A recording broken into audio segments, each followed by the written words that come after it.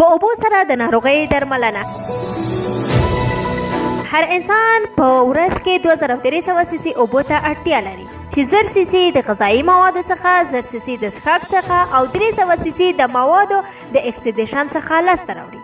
اوبه د پوستکي د تازهوالي لامل ګرځي او په بدن کې مسموم مواد تصفیه کوي. السلام علیکم، د شاندار ټي وي چینل ته ښه راغلاست. نن مو یو مهمه موضوع تاسو لپاره راوړې. دې نه مخکې چې په موضوع پیل وکړو، که د شاندار ټي وي چینل مو نوي سبسکرایب کړی نو چینل سبسکرایب کړئ او د زنګ تڼۍ کېکاږئ تر څو زموږ نوي ویډیوګانې تر تاسو در ورسي. اوس مو پام د موضوع طرف ته راړو. باید ووایو چې د انسان بدن کله اوبه د لاسه ورکوي. پوستکی او سږي 800 سي سي، مغز سي سي او ادرار د 500 تر 900 سي سي پورې اوبه له بدن څخه بس. آل سی آل انسان وایي ژوند بې له اوبو یعنی مرګ. د جاپان هېواد څېړونکي په یو مقاله کې لیکلي چې د سهار لخوا د اوبو څښل د ډېرو ناروغیو د درملنې لامل کیږي، لکه د مفصلونو درد، شکره، د وینې فشار، حتی د سرطان. دغه درملنه د اوبو د درملنې په نامه یادېږي چې په لاندې ډول دي: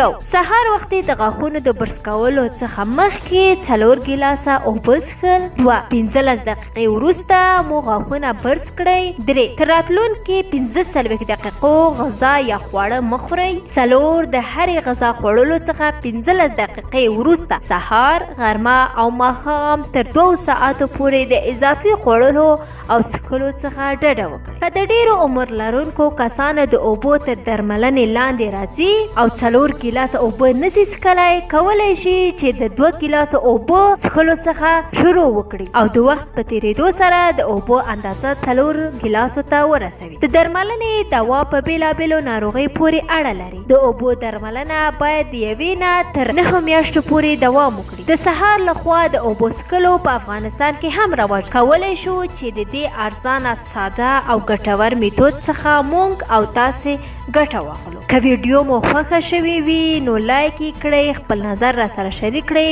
چې نورې ښایسته ویډیوګانې هم تاسو دپاره جوړې کړو. د الله په امان.